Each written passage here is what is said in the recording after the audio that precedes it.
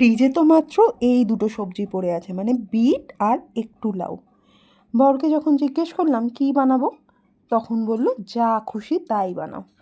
আর আমি তো আমার পছন্দ মতো যদি বানাতে হয় তাহলে একটু বড়া, কোপ্তা এইগুলোই বেশি ভালো লাগে। তো তার জন্য প্রথমে আমি লাউটাকে গ্রেট করেও নিয়েছিলাম, আর গ্রেট করার পর তাতে দিয়ে দিয়েছি পেঁয়াজ, কাঁচা লঙ্কা আর বেসন।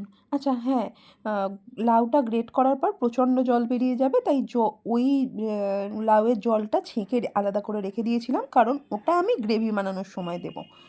তাই কোপ্তা বানানোর জন্য ওই জল ছেঁকে নেওয়া লাউটা নিয়ে নিয়েছি, আর তার সাথে দিয়েছি ভাজা মশলা, লবণ আর বেসন, আর অল্প একটু চাল গুঁড়ো দিয়ে ভালো করে মেখে নিতে হবে। আর মেখে নিয়ে কড়াতে ভাজা, আমার মোটামুটি বেশ কিছুটা ভাজা হয়ে গেছে, আর অল্প একটুই ছিল, তখনই এই ভিডিওটা নেওয়া হয়েছে। তো মোটামুটি লাল লাল করে বড়াগুলো ভেজে নিয়ে নিতে হবে, আর এই বড়াগুলো এমনি খেতেও কিন্তু বেশ লাগে।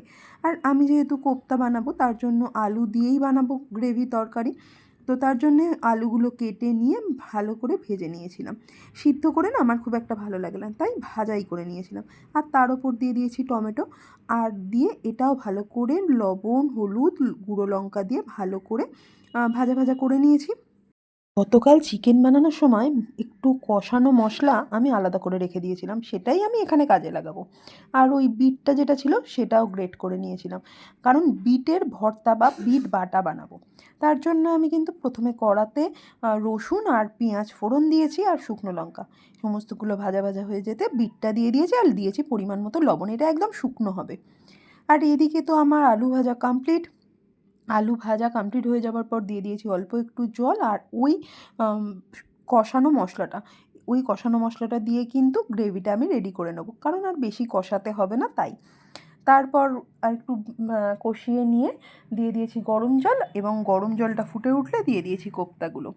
লাউয়ের কোপ্তা কিন্তু বেশ হয়েছে। আমি এটা প্রথমবারই বানালাম, তো আমার তো বেশ ভালো লেগেছে।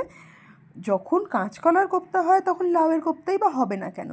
আর তারপর নামানোর আগে দিয়ে দিয়েছি কাঁচা লঙ্কা, গাছের কাঁচা লঙ্কা বলে কথা। দেখতে কিন্তু অসম্ভব সুন্দর হয়েছে, আর টেস্টিও হয়েছে। এই দুটো রেসিপির মধ্যে তোমাদের কোন রেসিপিটা পছন্দ হলো সেটা জানাতে ভুলো না, আর অবশ্যই একবার ট্রাই করো।